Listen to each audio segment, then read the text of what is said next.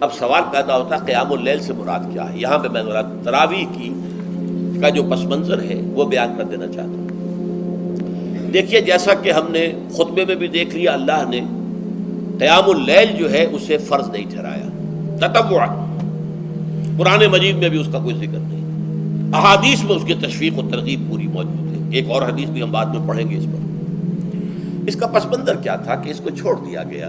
اب ظاہر بات ہے مسلمانوں میں کمزور بھی ہیں، مسلمانوں میں وہ مزدوری کرنے والے بھی ہیں، روزہ تو فرض ہے ان پر، چاہے مئی کا مہینہ ہے اور گندم کاٹنی ہے، روزہ تو پھر بھی رکھنا ہوگا، یہ سب کچھ ہے۔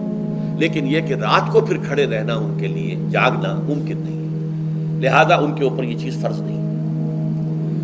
حضور نے تراویح کی نماز یا قیام اللیل نہ اسے فرض قرار دیا، نہ اس کے بعد جماعت کوئی اہتمام کیا مستقل، صرف 3 راتیں آپ نے جماعت کروائی ہے، اس میں 8 رکعتیں آپ نے پڑھی ہیں کہ جو آپ کا معمول تھا تہجد کا وہ پڑھی، اور تہجد کے وقت ہی جماعت کرائی ہے۔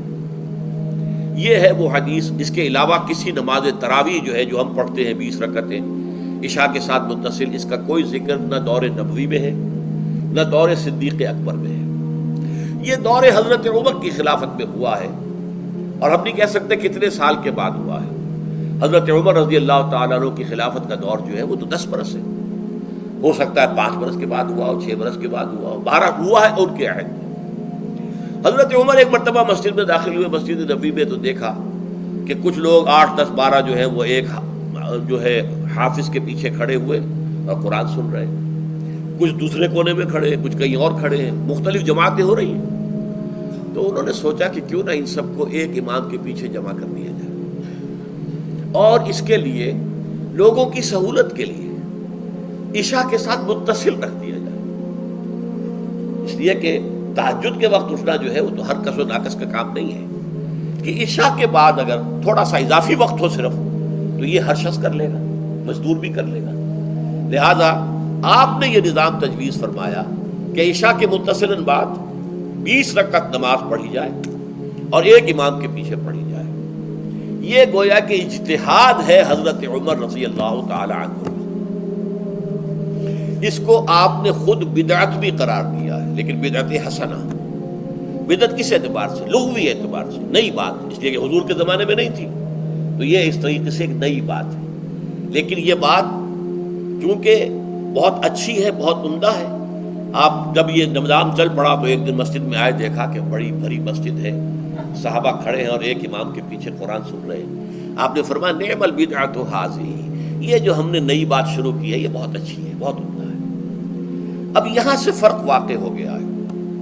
ایک تو اہل تشیع جو ہے وہ تو ویسے ہی حضرت عمر سے بہت دشمنی رکھتے ہیں، عناد رکھتے ہیں، تو حضرت عمر کے اجتہادات سے انہیں نفرت ہے، انہیں دوری ہے، چاہے وہ کوئی سا بھی حضرت عمر کا اجتہاد ہو۔ ہمارے ہاں اہل حدیث حضرات بھی در حقیقت حضرت عمر یا کسی اور خلیفہ راشد کے فعل کو وہ سمجھتے ہیں کہ یہ ایگزیکٹو آرڈرز ہیں، یہ ہمیشہ کے لیے نہیں ہے۔ حضرت عمر نے اپنے دور میں ایک نظام قائم کیا، ان کے دور کے لیے ٹھیک تھا، یہ ہمیشہ کے لیے نہیں۔ ہمیشہ کے لیے وہ 8 ہی رکعتوں کے قائل ہیں، وہ تہجد والے، لیکن اس میں بہرحال انہوں نے بھی خود یہ اضافہ کیا ہے کہ وہ 8 رکعتیں وہ عشاء کے ساتھ متصل پڑھتے ہیں، تہجد کے وقت تو نہیں پڑھتے۔ اور حضور نے تو صرف 3 روز جو ہے وہ کرائی تھی جماعت، وہ لوگ 30 دن یا 29 دن پڑھ رہے ہیں، تو اضافہ تو انہوں نے بھی کر دیا، تو نظام میں تبدیلی تو ہو گئی۔ لیکن اہل سنت جو کہلاتے ہیں، ہمارے جو 4 جو ہیں، جو ہمارے مسلک ہیں، حنفی، مالکی، شافعی، حنبلی، ان کا اتفاق ہے اس پر حضرت عمر کا، کیونکہ ان کے سامنے اصول یہ ہے کہ حضور نے فرمایا علیکم بسنتی وسنت الخلفاء الراشدین المہدیین، تم پر لازم ہے کہ میری سنت کو پکڑو مضبوطی کے ساتھ، اور میرے خلفاء راشدین مہدیین جو ہیں ان کی سنت کو پکڑو۔ اس اصول سے یہ 4 فقہیں جو ہیں حضرت عمر کے اجتہادات جو ہیں ان کو بھی پابندی سمجھتے ہیں کہ تمام عمر کے لیے، قیامت تک کے لیے امت مسلمہ پر ان کی پیروی لازم ہے، لہذا اس میں اجماع ہے۔ اور یہاں تک کہ یہ سب سے آخری جو اس میں مسلک پیدا ہوا ہے زمانی اعتبار سے، سب سے پہلے مسلک جو ہے حنفی پیدا ہوا ہے، پھر مالکی پیدا ہوا ہے، پھر شافعی پیدا ہوا ہے، اور پھر حنبلی آخری ہے۔ اور امام احمد ابن حنبل بہت بڑے محدث بھی ہیں. مسند احمد ابن حنبل جو ہے وہ بہت بڑی کتاب ہے، بہت اہم کتاب ہے، جامع کتاب ہے. تو ان کے ہاں بھی 20 رکعتیں ہیں. چنانچہ حرمین شریفین میں، سعودی عرب میں، مکے اور مدینہ منورہ میں جو نماز تراویح ہوتی ہے اس کی 20 رکعتیں ہیں. لیکن اہل حدیث حضرات جو ہے وہ اس 8 کے اوپر اکتفا کرتے ہیں. بہرحال یہ ایک اختلاف ہے جو میں نے اس کا پس منظر بیان کر دیا. لیکن اس 20 رکعت نماز سے ادا کرنے سے، جو کہ زیادہ سے زیادہ 50 منٹ یا 1 گھنٹہ لگتا ہے، اس سے وہ قیام اللیل کا حق ادا نہیں ہوتا. قیام اللیل کا تو کچھ اور ہی تقاضا ہے. قیام کسے کہتے ہیں؟ یہ سورہ مزمل سے واضح ہوتا ہے. یا ایھا المزمل قم اللیل الا قلیلا نصفہ او انقص منہ قلیلا او زد علیہ ورتل القرآن ترتیلا. آدھی رات یا آدھی رات سے کچھ کم، یعنی تہائی رات، یا آدھی رات سے کچھ زائد، 2/3 رات، یہ ہے قیام اللیل. چنانچہ سورہ مزمل ہی کی آخری آیت جو دوسرا رکوع مشتمل ہے جس پر، اس میں صاف کہہ دیا گیا ان ربک یعلم انک تقوم ادنی من ثلثی اللیل ونصفہ وثلثہ وطائفۃ من الذین معک. اے اللہ کے نبی، اللہ خوب واقف ہے کہ آپ بھی اور آپ کے ساتھ ایک جماعت بھی رات کو کھڑی رہتی ہے، 2/3 رات یا آدھی رات یا 1/3 رات.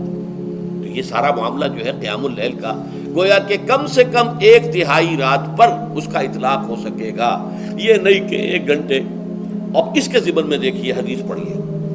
تیسری حدیث ہے ان عبداللہ ابن عمرو ابن العاص رضی اللہ تعالی عنہ. یہ وہی عبداللہ ابن عمرو ہے جن کی میں نے آپ کو حدیث پہلے سنائی ہے. یہ ساری رات کھڑے رہتے تھے، پوری رات، اور ہر روز روزہ رکھتے تھے، جس پر حضور نے منع کیا، لا تفعل، مت کرو ایسا. رضی اللہ عنہما، یہ خود بھی صحابی ہیں اور ان کے والد عمرو بن العاص بھی صحابی ہیں.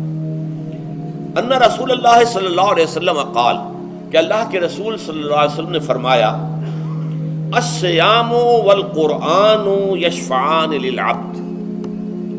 روزہ اور قرآن بندے کے حق میں شفاعت کریں گے. یقول الصیام، روزہ یہ عرض کرے گا اللہ کی جناب میں، اے رب پروردگار، انی منعتہ الطعام والشہوات بالنہار، میں نے تیرے اس بندے کو دن کے دوران کھانے پینے سے اور اپنی شہوت کا تقاضا پورا کرنے سے روکے رکھا، یہ میری وجہ سے روکا رہا، تو میری شفاعت اس کے حق میں قبول فرما. فشفعنی فیہ، میری شفاعت اس کے حق میں قبول فرما. ویقول القرآن، قرآن کیا کہے گا؟ منعتہ النوم باللیل، میں نے اسے رات کے وقت سونے سے، نیند سے روکے رکھا.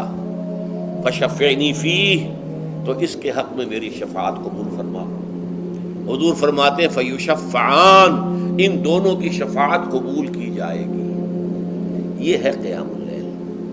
یہ قیام اللیل صرف تراویح کی نماز سے جو پڑھ لی جاتی ہے، اور ہمارے ہاں تو یہ ہے، وہاں کم سے کم یہ تو تھا، صحابہ کرام کھڑے ہوتے تھے تو جو قاری پڑھ رہا ہوتا تھا وہ ان کے دل میں اترتا جاتا تھا، اس کا مضمون اور مفہوم جو ہے ان کو معلوم ہے، لہذا وہ اس کی زبان سے نکلا ہوا ہر لفظ ان کے قلب کی گہرائیوں تک اتر رہا ہے. یہاں تو یہ ہے پیرٹ لائک حافظ ہے، اسے خود پتہ نہیں میں کیا پڑھ رہا ہوں. اکثر حفاظ جو ہیں وہ عالم تو نہیں ہوتے، اور جو سن رہے ہیں انہیں کچھ پتہ نہیں ہم نے کیا سنا ہے. تو ٹھیک ہے، کم سے کم ثواب تو انہیں ملے گا کہ انہوں نے وقت نکالا ہے، 1 گھنٹہ ہی اضافی صحیح، لیکن بہرحال اس کا وقت تو انہوں نے نکالا ہے، محنت کی ہے، کھڑے رہے ہیں، ثواب ملے گا.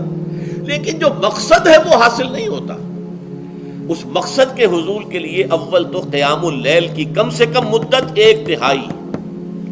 اگر کوئی شخص فرض کیجئے کہ اس کے ہاں کوئی اور انتظام نہیں ہے، جیسا کہ ہمارے ہاں ہم نے انتظام کیا ہے، بڑے بڑے شہروں میں دورہ ترجمہ قرآن، اس میں ہمیں 5 گھنٹے لگ جاتے، نصف شب کے قریب تری جو ہے معاملہ ہو جاتا. اس میں کیا ہوتا ہے کہ ہر 4 رکعت سے پہلے جو اس کے اندر پڑھا جانا ہے حصہ قرآن کا، اس کا پہلے ہم مطالعہ کرتے ہیں بیٹھ کر، ترجمہ اور کچھ موٹے موٹے نکات کی جو ہے وضاحت.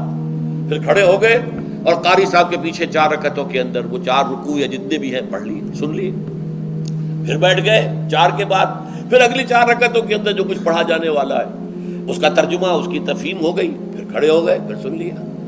اس طریقے سے 5-6 گھنٹے میں تراویح ختم ہوئی. تو تراویح بھی ہو گئی، حضرت عمر کے اجتہاد پر عمل بھی ہو گیا، 20 تراویح ہو گئی.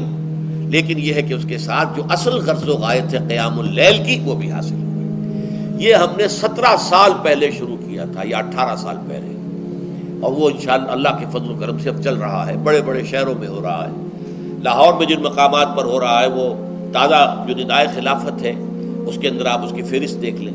کراچی میں تو اس سے غالباً 3 گنا مقامات کے اوپر وہ کام ہو رہا ہے اور دوسرے شہروں میں بھی ہو رہا ہے.